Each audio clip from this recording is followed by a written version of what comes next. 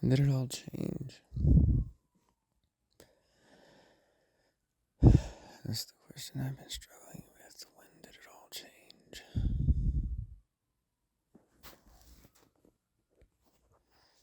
Wow, man, I'm finding it really difficult to have this conversation. I'm away from everyone. Everyone's asleep. It's dark. I'm, and I'm like afraid to have this conversation again.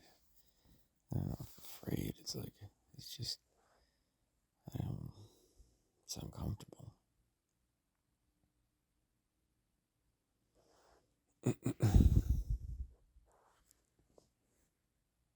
Where do I start? A lot of our history is told by other people. Like, oh, I don't remember when I was born. I have a story in my head of, how that happened because of a story my mom told me. But, but how was I, how that actually unfolded is not true. And it happened differently, I should say. And I don't know, what is my earliest memory like?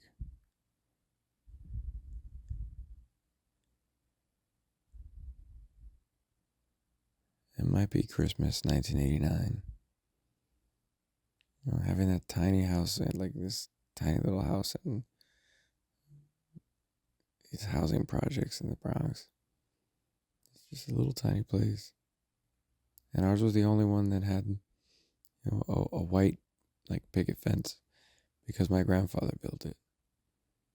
Like ours had, like, even though that was like public housing, like he had a little garden and he took care of the lawn and he made sure that our fence was painted and the bricks in front of all the house, they were like this weird bricks I've never seen anywhere else. And we used to sit on the bricks, but the bricks are different colors and he always made sure that ours was painted. And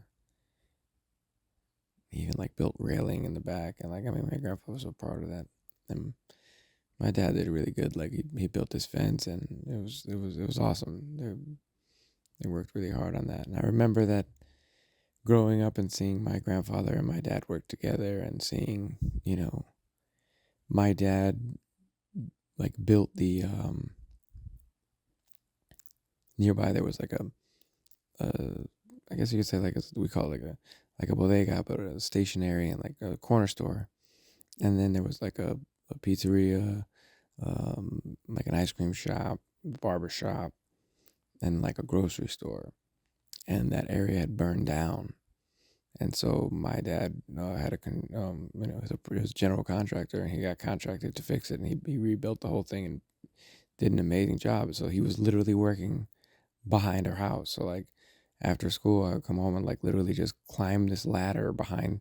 I would get off the school bus, run over to the back of the bodega, climb up the freaking ladder, and just hang out with my dad for a little while on the roof while he was working on some shit. So it was pretty cool. And then on top of that, you know, my family was like, all these people inside this little house, this little apartment in public housing, and you like 100 freaking 100 people in there, Puerto Ricans, just all in there, celebrating, having fun with each other. It wasn't nobody cared about any of the gifts. You know how many people there are? Like it was just about us getting together, listening to music, and Puerto Ricans are very different when it comes to Christmas, but I'll talk about that another time. But it just I couldn't sleep and I needed to get this out. It's been bugging me because that's how it started. I remember that's how it was, and everybody was close. Everybody came over my house for like holidays, and we went out to other people's houses for holidays, and we all just there was these these stories, these generational stories. These people had memories with each other, and their kids grew up with each other, and then their kids grew up with each other, and then when I was growing up, I thought that me and my cousins, that all our kids would grow up with each other, and I don't know if that happened for them or not, or it unfortunately didn't happen for me. And so, my kids missed out on that, but you know, it's different. And then I remember that I think it was my dad was like everybody knew my dad as like the fun dad. Like, oh my god, it was so like he was the uncle that was fun, and that's because my dad and my mom couldn't have kids for so long. That's why they had me older. They didn't think they could have kids, and so because of that, they were like the fun uncle and aunt for everybody, and yet they were still out partying and doing all this wild shit and Studio 54 and all that bullshit. And so,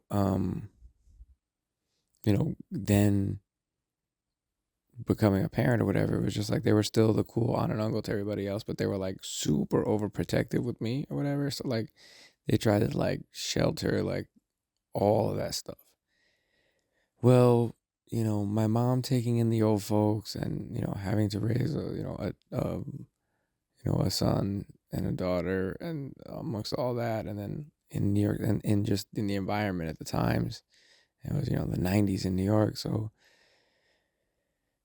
that's sort of when it started for my dad, the downward spiral. So I don't know exactly how it started, but I just know that the behavior changed. I remember that, first it started with, he was working late at the office. Suddenly he had an office and he was working late at the office, and the office was overnight. And then we were going to, he was going to take all of us out. And that was a good thing. I don't understand why my mom was upset about this time, about us going out and the way that it was being done. Well, we weren't driving in our car. There was a different car. Where did he get this car from? It was a van.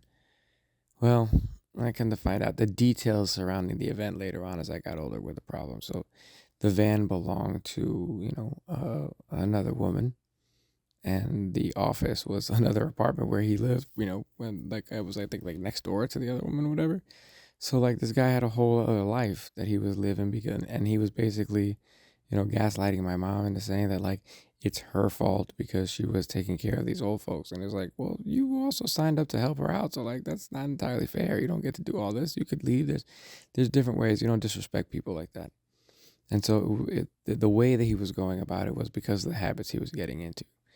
And so that's what made it so different, that it was just sort of like a massive fall off. Like this was the dude that was early to every job and early on site everywhere. Like he was known for being late to like parties and stuff like that. But when it came to work, because he knew that, which is the same thing that I did, because I knew that I'm like a person that like will show up late to parties or like not be there. Like I know that I'm not an on time person. So when I was in the military, I was there early, or I set alarms, or I would like sleep in the parking lot, or like sleep in like freaking my PT's uniform, whatever, so I can run to.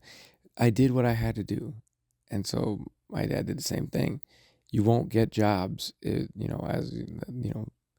my dad has darker skin. He's Puerto Rican, so he understood like you got to work harder, you got to do better. You can't be showing up late to a job. You got to be there early. You got to be better than everybody else because you're competing with them, and and you have to be better than that automatically. So it was strange to see this person who's so reliable in this way, and has his own business and doing all stuff, and start to falter in that way and just completely fall off. And all of a sudden this is a guy who's not working.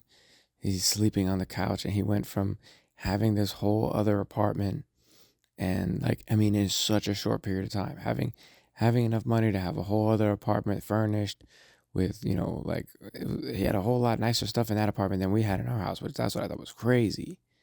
Like that's where all the money was going, and because he was making good money, and I never understood that, why we didn't see anything. And I was like, oh. So it was like two different personalities, man. It was like finding out like what, like Santa Claus isn't real in a way, I guess. And so you know for me as a kid, I blocked it out, dude. Like I didn't know what was going on.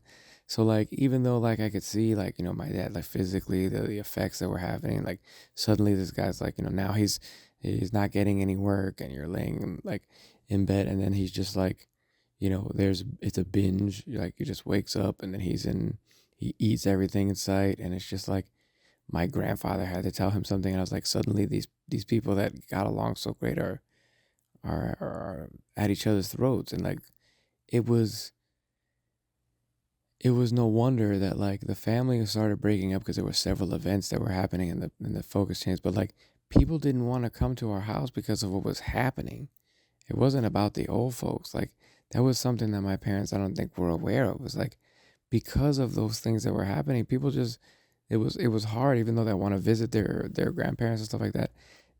By my parents putting themselves in that position, it wasn't that great. They needed to seek alternatives because they needed help, and instead they were doing a job that they shouldn't have been doing because they weren't equipped appropriately to do it. Or maybe they needed help, but they didn't ask for help, and they pretended that things weren't working or that things weren't what they were, so that way they could just keep going. And then other people just really didn't get involved, because when they did get involved, it would come back to bite them in the ass. So they decided they're going to move to Florida, make a big change, and that'll fix everything. And no, first, they didn't even tell me. Like, they sent me to go stay with my uncle for 2 weeks, is what I was told. That I was just gonna go visit the year before I had went down for the summer and spent 2 weeks. And I said, oh, that'd be great. I go to Lakeland and go see my uncle in Florida for a weekend. 2 weeks. 2 weeks turned into a month. A month turned into I was registering for school. And I'm like, come on, man. Like, they didn't tell. I didn't get to say any goodbye to my friends. This, that, the other thing, whatever. But the kicker is that, like, the one thing that I, like, really harped on that I forgot to mention to, like, that I, God, this is so hard to talk about, man. My mom and dad would fight, and it was so bad, man.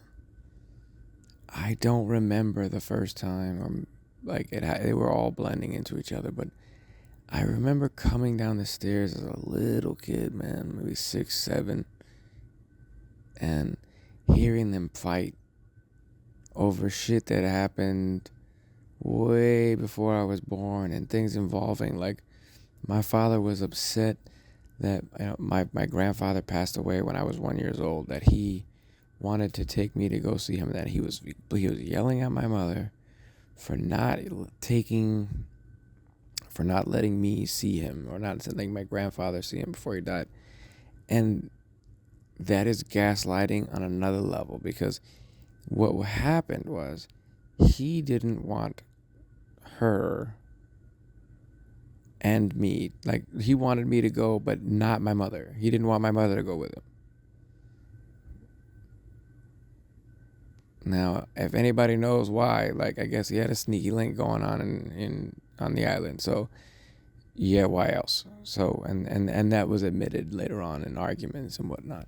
But the point is, I'm not trying to put any of his info. I'm not putting any names out here, but I gotta be honest, man. This really messed me up as a kid, dude. Like, having to deal with all that and sit there and my parents explain all that and tell me all their personal business at like 8 years old, it's terrible. But the point is, I was like, I didn't know that wasn't normal, so I just, like, talked them through it like a fucking counselor and shit. And so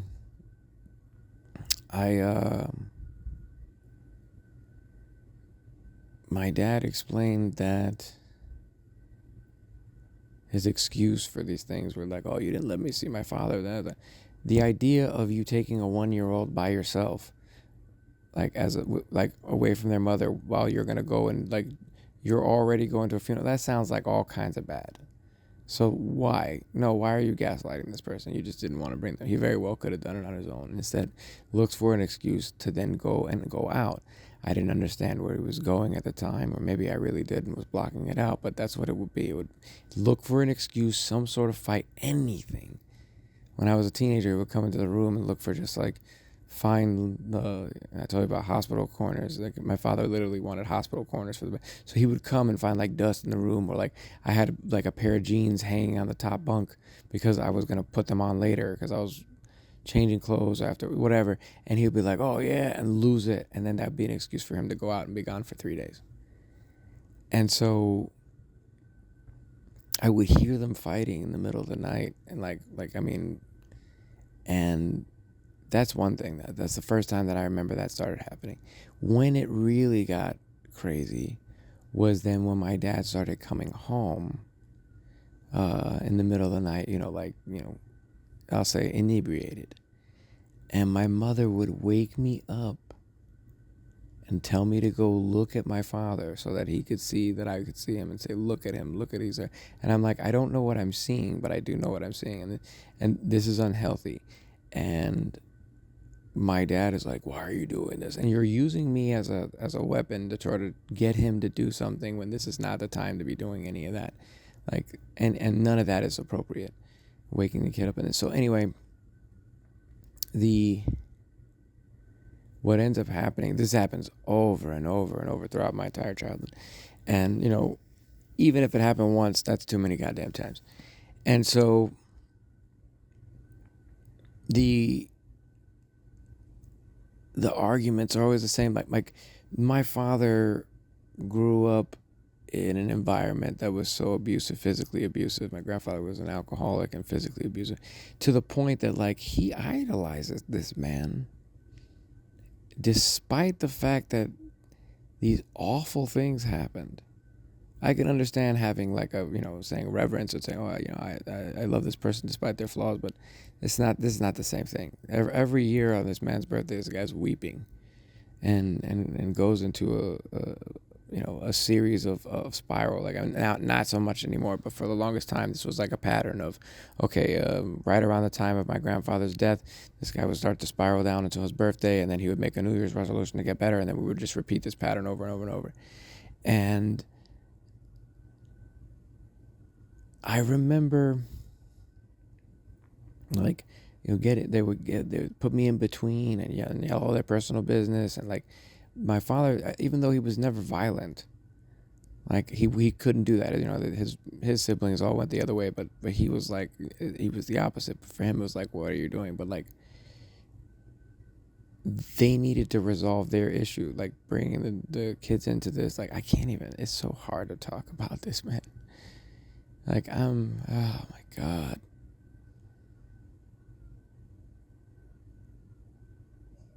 And then when we got to Florida, the same thing. A whole nother apartment, whole other family, a whole other thing while we were separate. Now, the thing I wanted to stress in having this conversation is that when he left and had his own thing going on, and we were just here in Lakeland, like, by ourselves for like, I was like fifth, sixth, and part of seventh grade, I think.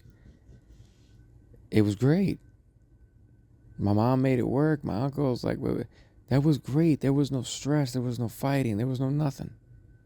He sent the occasional bucks, like some money every now and then, and maybe every now and then he showed up a little bit. But that was the best, bro. That was when he came back into the picture. I said, "What is going on, man?" He would only come back into the picture once he'd ever ruined everything. Once he gets kicked out by the other one, or all the money's gone. Anyway, the next big example, because this is something that would happen over and over. I remember being in Fort Lauderdale. This is why I don't like Fort Lauderdale, because we were only there for a very short period of time.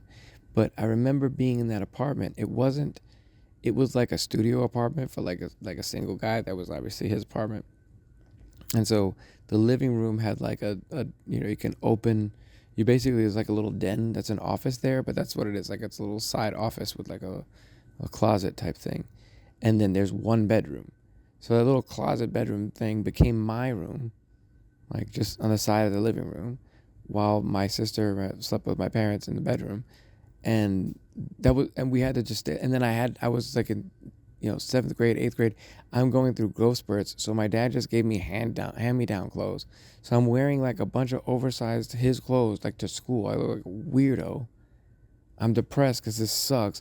Our lights getting cut out because, like, I'm like, why aren't the bills? I don't understand why he's not paying the bills. The guy has a job. I didn't understand. He worked for the apartment complex. So why is our light getting cut? Like, why is the electricity off? Why do I have to hang out at my friend's house for a little while until the light? Because the bill's up. I don't understand why we didn't have cable. I didn't understand why. I couldn't understand why there would be an eviction notice on the door and then, like, it would get paid. But, like, why is this late? What's going on? What is this guy doing? And, my mom's car was an Oldsmobile Cutlass Sierra. It was covered in rust. In fact, if you've ever seen the Elian Gonzalez riots, if you look up like any of the coverage on it, there's like there's I guess, like flaming dumpster on fire, and you can see that car next to it in one of the major shots. But anyway, the that's the car we had, and like I didn't understand. And then I found out about the apartment and the other one and the kid and the girl and that he had a whole other apartment. Of course, he couldn't pay both the bills, so we got the shit end of the stick. Like, what? And then you get to move in with us again? Again? So, like, I remember my mother was sick, and we lived there wasn't like a hospital, it was called the community, CHI, the community health something. And it's in the middle of like Goulds and South Miami, or like Cutler Ridge. I don't even know. They call it Cutler Bay now, but it's not. It's not really there. Anyway, point is, the it's in a not nice neighborhood. So my dad says, "Oh, I'm gonna have to take her." At the time, my sister was little, and I feel like they didn't want to take her to um, the hospital. She was also feeling a little sick, so my dad said, "Just watch your sister, and like, I'll take mom." I said, "Okay." So he was gonna take my mother to the CHI. I would watch my sister, and then, they'd come home. Like, whenever my wife's not feeling well, like I would have somebody watch the kids, like their grandparents, or and for somebody to say watch the kids for a little bit, so I could take her to the hospital and make sure she's okay. You stay with her until she's good, and you come home. Yeah, that's why you have somebody watch them. So, um, in this instance, my dad leaves and takes my mom, and then maybe about 10, 15 minutes later, he shows up again. But he sneaks into the room, and I guess he thought I was asleep. I was laying down and the lights were off. I was trying to sleep, but I wasn't asleep. And he opens my drawer and pulls out my wallet and takes like money out of my wallet. I worked since I was 15 years old. I was working. My first job was I worked at my high school, actually. Like, it was like a summer job program. That was the first thing that I did. And then after that, I worked at Burger King. I worked at a drive-through and whatnot, and then I worked at Hollywood Video as an assistant manager, and eventually the manager before joining the army. And so, at around this time, I wasn't working at Burger King, but I had my own money. I always had like businesses going on. Like, I used to like, back in the day, we had like burning CDs, and I had a double deck VCR, and I would actually like take a tape and record the tapes and sell videos, like for like it was hard to get like anything back, everything like tapes and stuff like that. So I used to get like Japanese anime and sell anime tapes for like to my friends, put two of them on a VHS tape, and some for $10, and a case of blank tapes was $10. So like I was making a huge return on interest. So like or on investment rather, but I was always doing stuff like that, like selling burned CDs and MP3s, and I was doing all that stuff. So I had my own money, and so he goes into my wallet and it's taking money, and I was like, "Dad," and he was like, "Oh, hey, I was gonna ask you if I could borrow this," and I was like, "Yeah, it's no problem," but I was like, "Where's mom?" And he's like, "Oh, I had to leave her at the CHI." I'm like, Well, I thought that the whole point was like, otherwise we would have done this differently if that was the case. I was like, "Why did you do that?" He's like, "Well, okay, well, I'll be back." Okay. About 2 hours later, my mom ends up walking through the door, and she's saying, "Where's your father?" And I'm like, "Oh my God." She had to walk home through the hood from the CHI because nobody could go get her because my dad just dropped her off, left, took the money. Now, I don't know if it was this time or if it was another time, because this type of thing happens so often that Again, I don't remember if it was this time or another time, but at least on one other occasion, the same situation happened. But the response from my mother was, I'm going to go get him. And she literally left us there to go get him. And she went into the hood to go do that.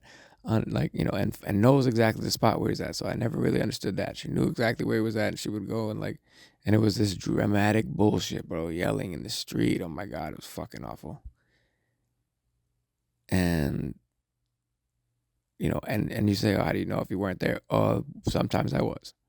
This happened so often that there was times where she left us at home and times where we went in the car because we had to take us. I mean, this is not healthy. This was awful, man.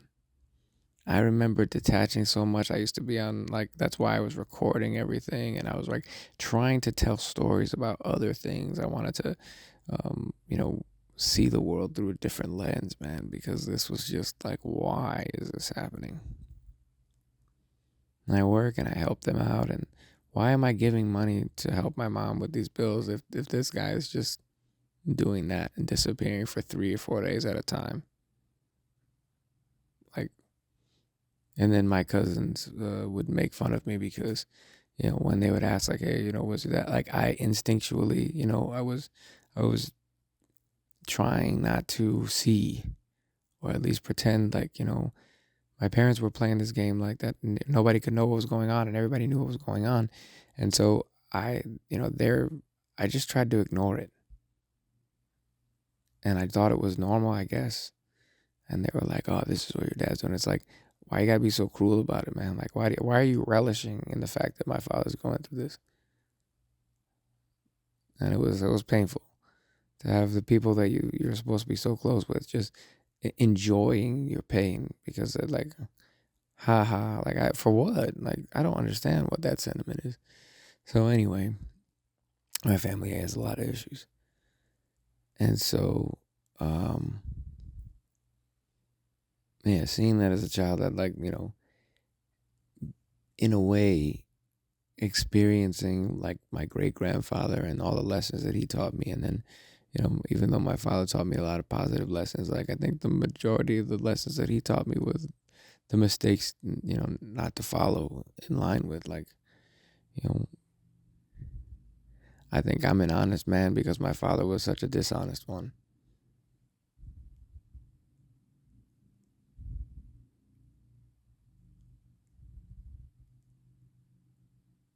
And even if that means he's mostly dishonest with himself more than anything.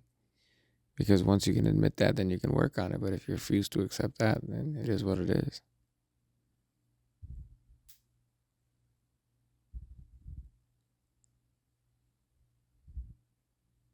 But it hurt not knowing that.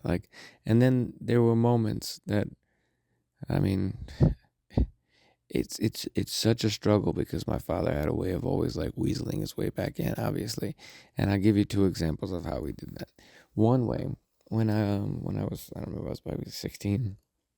We were renting a car, and when me and my dad were checking the car for everything and check, um, I happened to stick my hand in the glove compartment, and there was a needle, and the needle went in a syringe, and I got stuck in the finger, and I was shot, oh my God, what the hell is that? My dad grabbed it and stuck himself in the finger too, and I said, why the hell would you do that?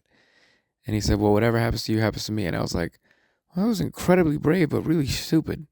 And I was like, but it made me, even though it was dumb, I sort of felt damn, at least he wasn't gonna let me feel alone. So I'm like, okay, that does that make up for some of these things? And then another time, I was expelled my senior year right before graduation, so I wasn't supposed to graduate on time because it wasn't about grades or anything. It was because of attendance. And that was because all the things that were going on at home were so difficult that I didn't sleep well.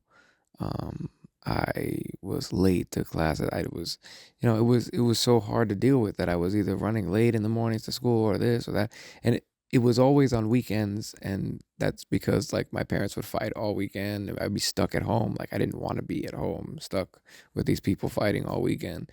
And then so on Monday morning I'd be late, and then like the whole week it'd just be a spiral chain of events. Like this is negative. Oh, this was late, or um, my dad would get mad because I defended my mother when they were arguing and saying, "Don't yell at her. I don't think that's right. That's not fair." And so he would cut the electricity off in my room so that my alarm clock didn't go off in the morning. And then I didn't catch the bus. And then I was told that I had to go to school, so walk. So instead of getting driven to school, I would have to walk like, whatever, 2 miles. It wasn't in the snow or anything. It was in Miami. But it was like 2.5 miles through like two of the worst neighborhoods in South Miami. And so it was awful, man. This was on a regular basis, dude. And so because of that, I had like I think they said there was not a single consecutive week where I was not either late or absent one day of the week, if not a Monday and a Friday of every week. So here's how this got resolved. I was essentially the week that I was, so this is finally, my dad decides to rent a car so that I can drive to school for the last couple days. And then I was going right straight to college, so like it was just sort of some celebratory stuff, but also like it was practical because we were getting work done, um, like administrative, like paperwork done and stuff. And I think I was trying to join the army at the time. This is one of them. And so the car. Okay, so I rented a car and I drove to school. Well, I got expelled the first day I get that car and drive to school. And so I'm driving home like around lunchtime and tell my dad like, "Hey, I got expelled. Like, what the hell?" And this giant, this old it's like an old Cadillac runs a stop sign and boom, slams into me. Boom. The car fucking go. I'm like, next thing you know, like the whole car's like fucking total destroyed. I'm sitting there in the smoke. I'm like, what the hell? The cops are pulling me out of the car, and my parents happen to be driving past while I'm sitting there. They're getting checked out by the EMTs. And they're like, what the fuck happened? So my dad, without skipping a beat, is like, wait a minute. What were you doing driving here? Did you skip school? I was like, no, I got expelled, blah, blah. He goes, get in the car. No hesitation. My mom was like, what? They was like, we'll be back. Get in the car and we just go to the school. And I'm like, what the hell is going on? He's like, just follow my lead. All right. I said, okay. We get there. We talk to the principal, or I guess because there was principal, but then there was like assistant principals that were in charge of certain things. So there was one in charge of like attendance. So we go over to the person, and he basically, like, just to make the long story short, starts poking me in the head and yelling at me and like saying just the most rude, obscene things, just calling me God. Like my father never talked to me like that. Like, there's been times we have arguments and stuff like that, but I mean, this dude's like parading me like as if this is a normal thing. Like, you'll never be anything. I'm like, oh, well, I think I get what he's playing at. So she's like, Mr. Cruz, that's inappropriate. He's like, no. This guy, he's worth nothing. Like, I can't do it. She gets so scared that he's like, I guess this is that he's physically, abusing me, that she says, oh shit, this kid's better off coming back to school. Actually, if he doesn't graduate, this guy's gonna fucking kill this kid. So she's like, look. As long as you just make sure that you come to school every single day from here till graduation, you'll be fine. And that's how that worked out. Like, he literally shocked that lady into thing, and like just like played this off. We get out of the office. I'm like, what the hell? He's like, yeah, good job. Like, what? I mean, yeah, that worked, but like, holy shit, bro. Holy shit. Like, that's what I had to deal with growing up.